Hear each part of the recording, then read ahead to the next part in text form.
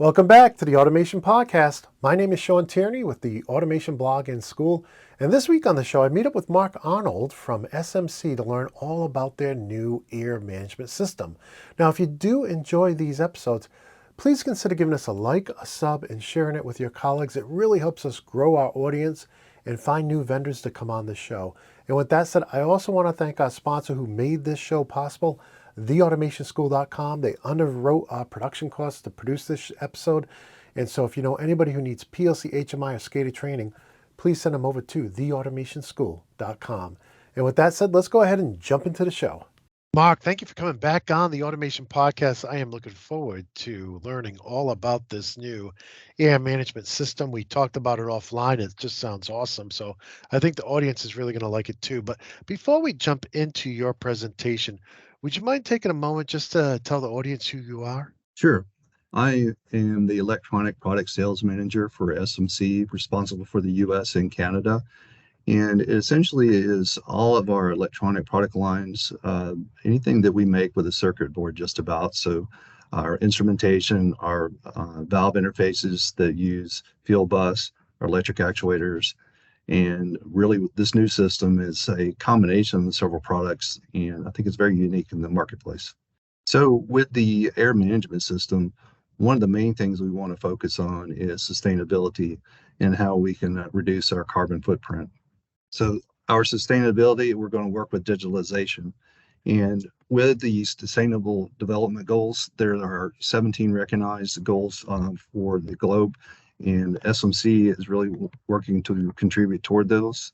One of the things we do, we support the 5 Ps with the 4 initiatives.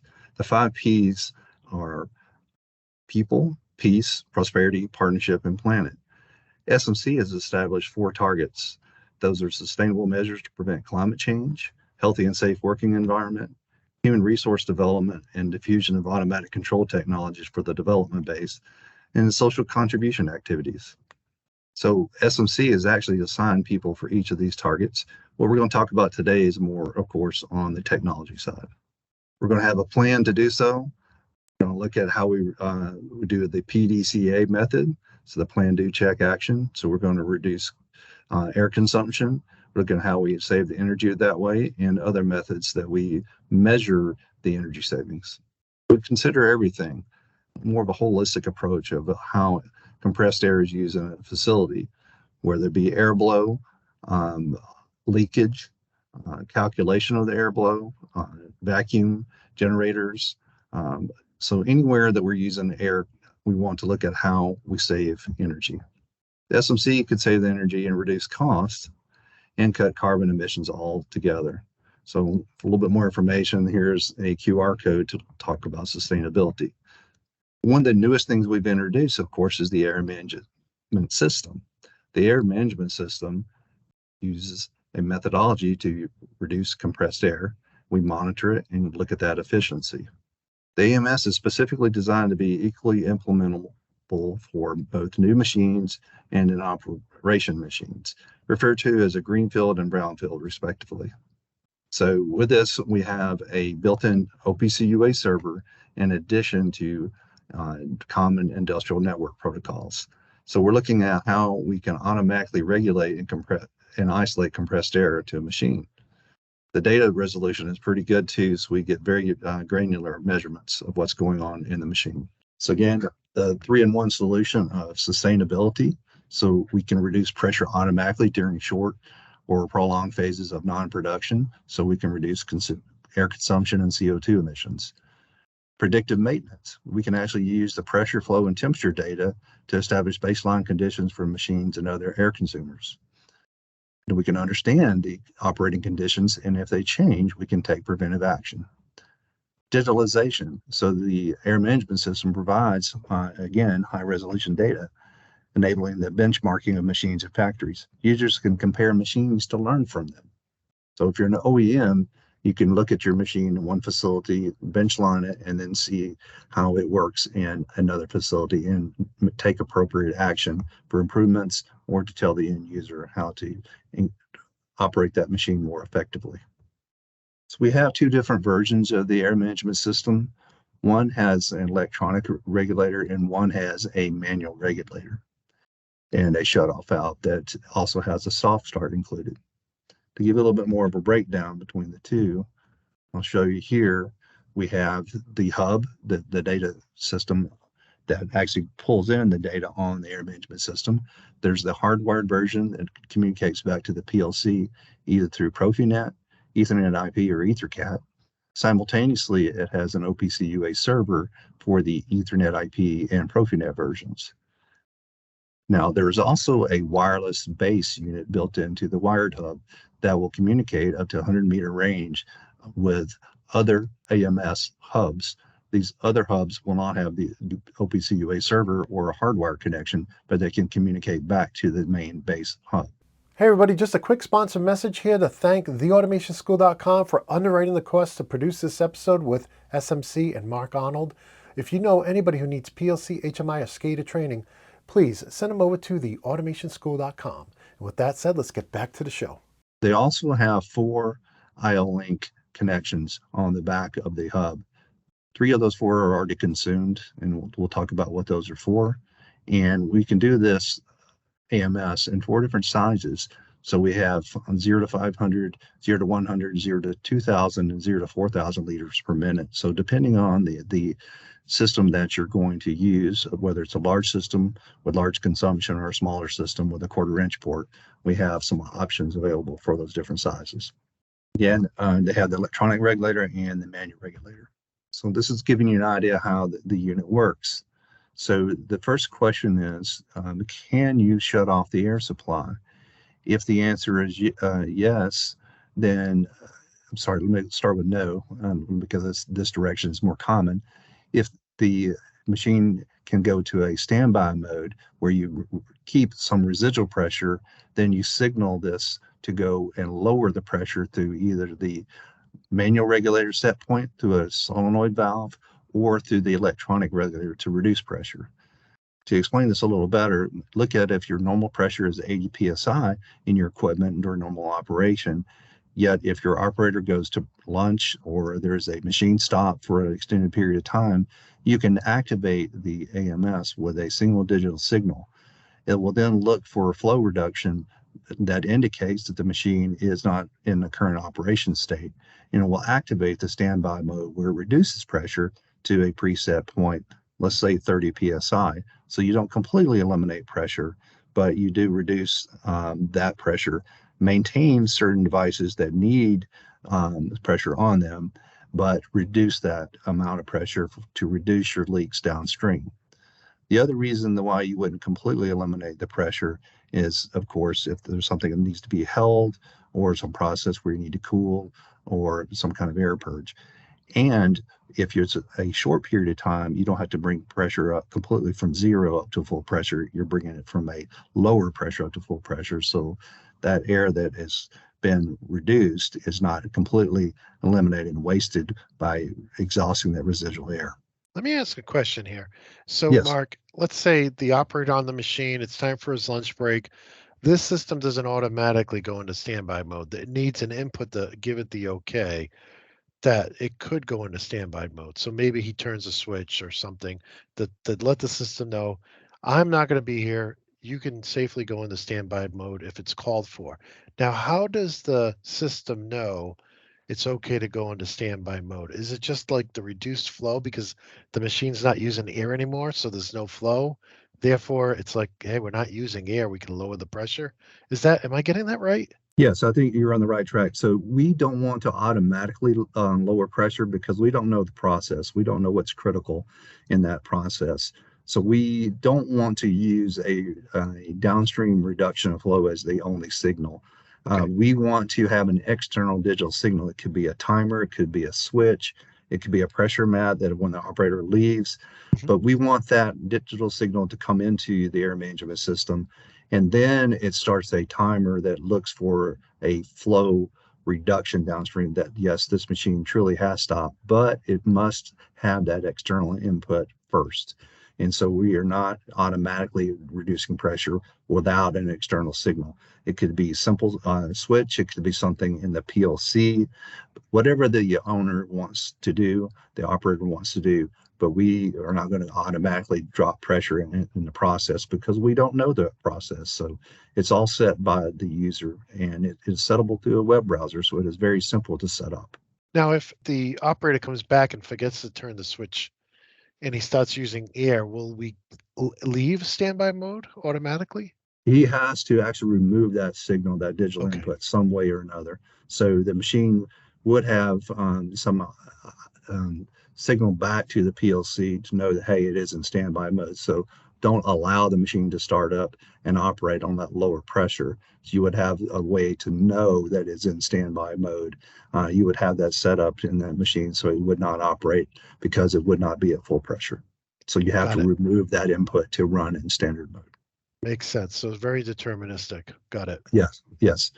And to further explain, again, we're not reducing pressure and completely and turning it off without, again, another signal. But the signal there can be internal. So we can go to the reduced pressure and set a timer.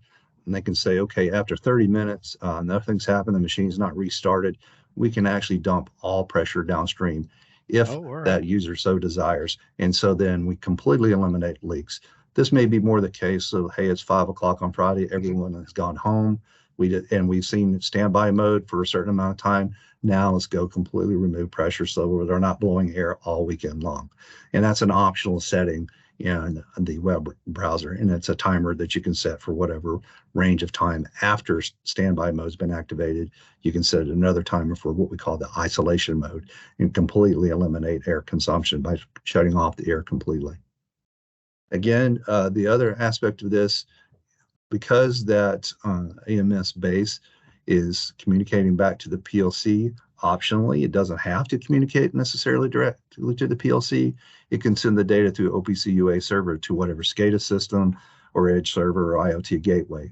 So then you can take whatever data collection has been done through the AMS, you can send that up to the cloud for anybody's analytics. Because OPC UA is an open protocol, most major data processing software can take that data and process it. We don't want to be the gatekeepers of the data itself. We don't want to be the data managers or the data analytic people. We want to send the data, what's going on in the machine, and let the user decide whatever their particular architecture is, maybe Microsoft Azure, Amazon Web Services. There's tons of different analytic software companies out there. That's not our game. We want to make the hardware to interface and provide that data. As you can see on the left on the slide, we have remote systems that can feed back data back to the base. So you could have more than one of these air management systems on a line. With a 100-meter range, you're able to take that information back, maybe a complete line, and bring back critical data.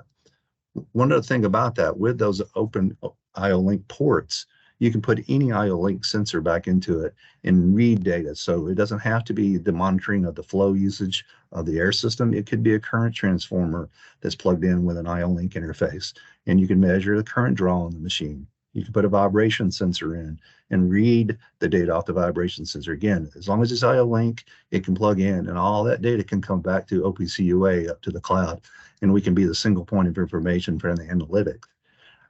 This is very useful, especially on an older system where you want to start monitoring it and you don't want to interrupt the PLC code that's already existing. You can put a lot of different sensing options on it and not disturb the existing code and will not have that risk. So you can start monitoring things and start making plans and data analytics again based on what you're seeing through that.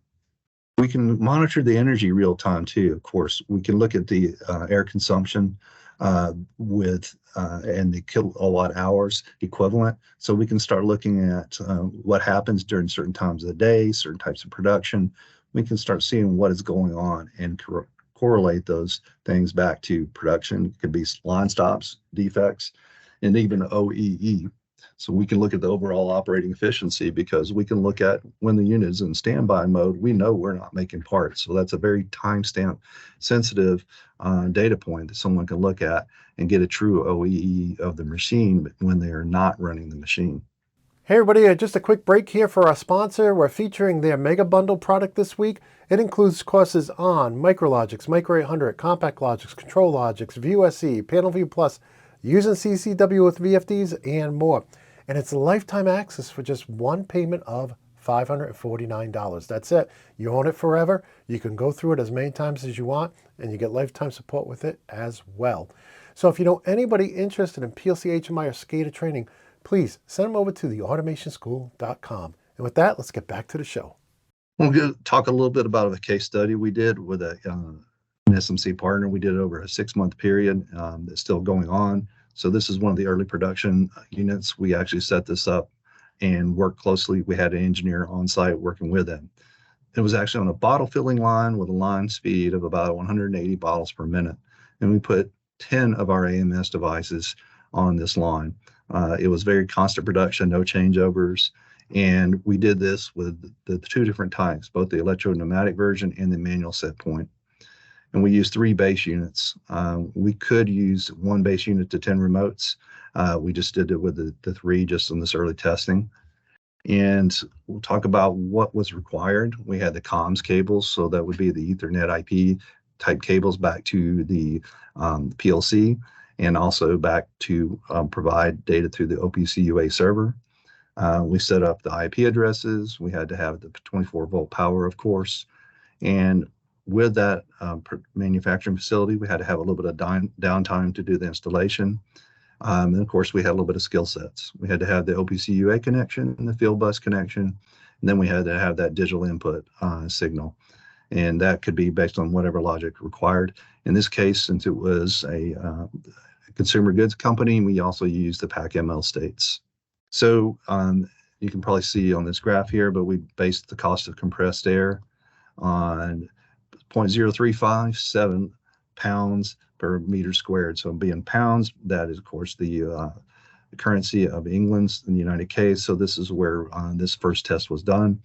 And we did a CO2 emissions factor where we figured out 0.0665 kilograms CO2 per meter squared, cube, excuse me, and that's the mass of CO2 emissions that is going on based on how much air you use. This is how much CO2 emissions that we are creating. So one bottling line had the 10 machines. You can see each of the machines totaled up. The annual estimated square usage was over 10 million cubic feet of air. So that was quite a high consumption of compressed air. Once we installed the air management system, we dropped that down to 1.4 million cubic meters of air. This was all due to the standby modes and isolation modes. So how does that correlate to actual savings? If we put this into dollars, their current annual use of air cost them $81,000. And we had production mode maybe a little bit more than 50% of the time. Then we had standby mode, maybe a little bit more than a third, and a small amount of time in isolation mode.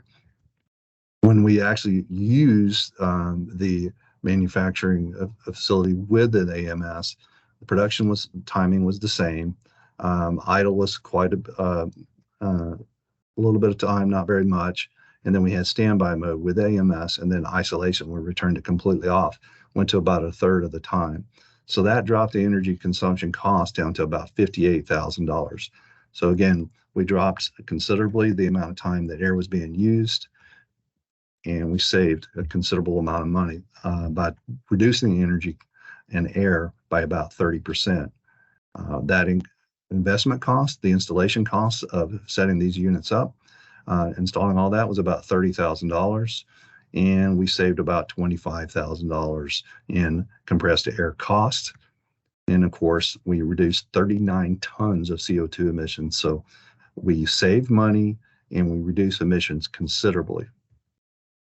So part of our digital sustainable ecosystem, we want to look at this as far as the main point where we're bringing in data and we're reducing compressed air usage, but we can do so much more with this. Like I mentioned earlier, we can start measuring current consumption, we can start measuring vibration, anything that we can bring back through IO-Link, for example, we can start doing this, and you can start seeing this as the central data point.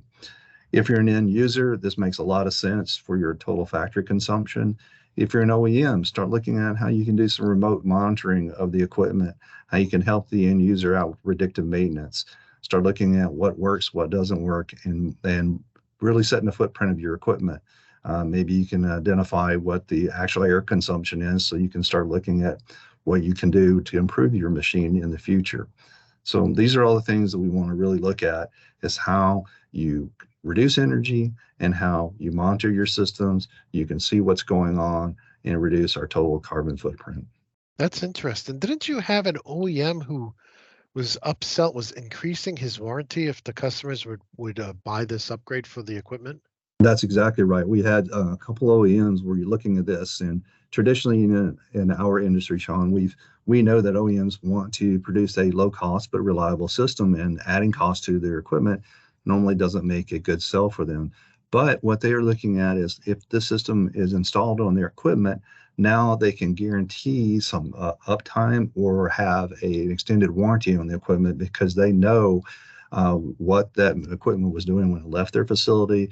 They can work with the end user to monitor what's going on and increase the reliability of their machine by seeing those data points. And so then they can tell that end user, look, we know how this machine works. We know what we can expect out of it. And we can also, with your permission, remote in and see what's going on and let that end user make adjustments or some remote adjustments so that that equipment stays up and running longer. So this is a new paradigm for people, is to have a guaranteed uptime or even a guaranteed OEE. And this is one of the little pillars that they can lean on, because they can monitor what's going on with their equipment and see what they can do to increase that reliability.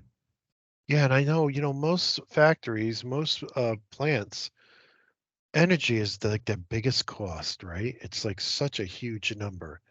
And the price of energy is not going down, it's going up, right? So the days of maybe cheap energy where we can leave our conveyors and air compressors on 24/7, 365, that's today.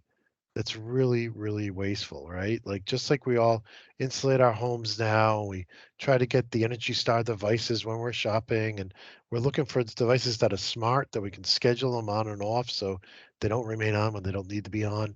And, we do the whole home automation. That's happening in our plants too.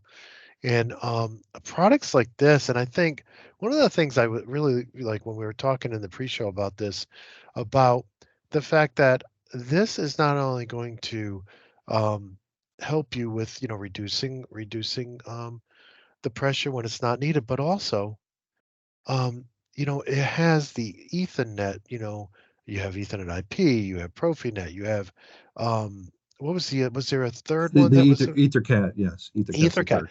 So, I mean, those are like the 3 big guys right out there for the modern Ethernet networks, and you also have OPC UA, so, you don't even need a PLC, right?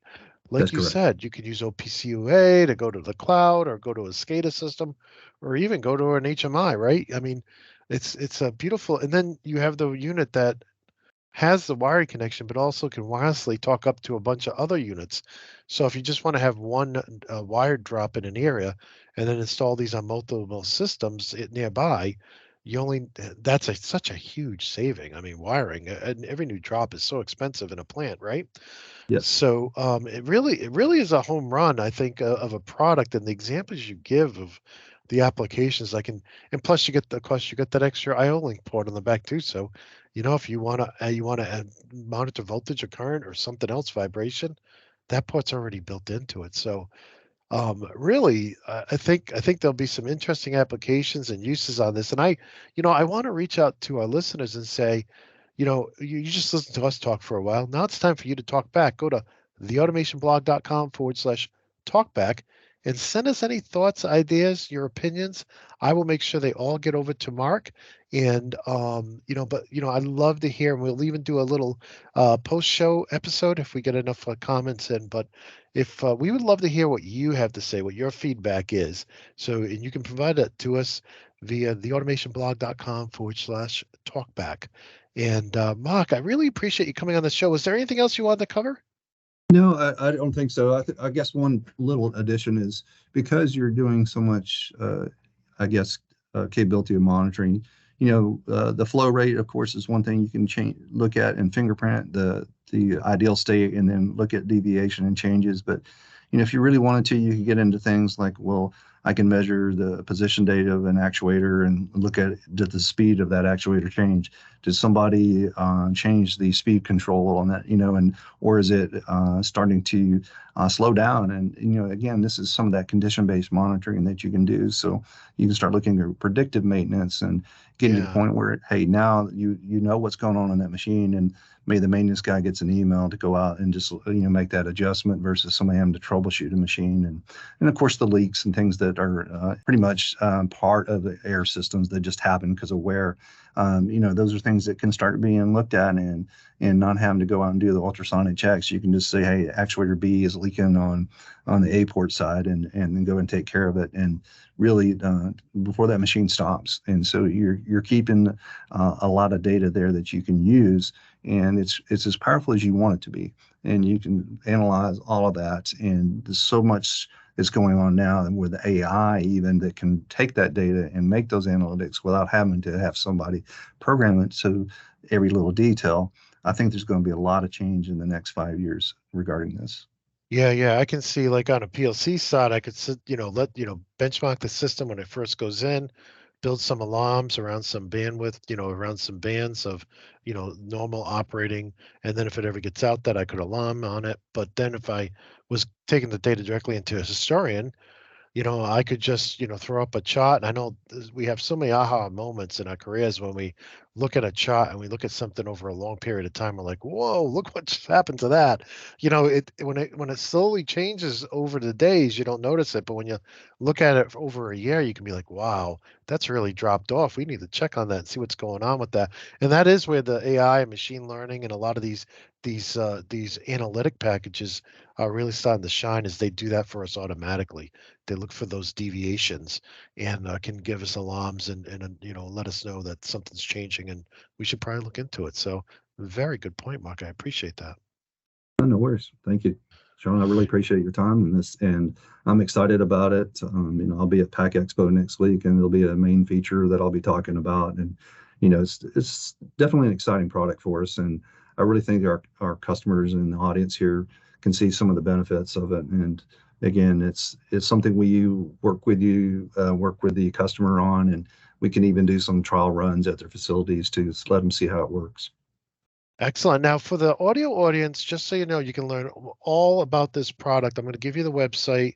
It's smcusa.com/solutions/applications/ear management system. So if you want to learn more about that, go to that URL. And of course, the folks who are watching, it's right there on the screen. But Mark, thank you so much for coming on the show and introducing us to the ear management system.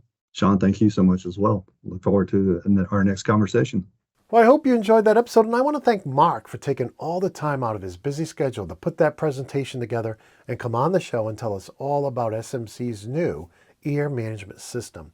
Now, if you did enjoy that episode, please consider giving us a like and a sub and sharing the episode with your friends and colleagues. It really helps us grow the audience and find new vendors to come on the show. And if you want to follow me or get in touch, you can do so at our community website, automation.locals.com. You'll also find all of my training courses over at theautomationschool.com. With that said, I want to wish you all a very courageous, fearless, and awesome week. And until next time, my friends, peace.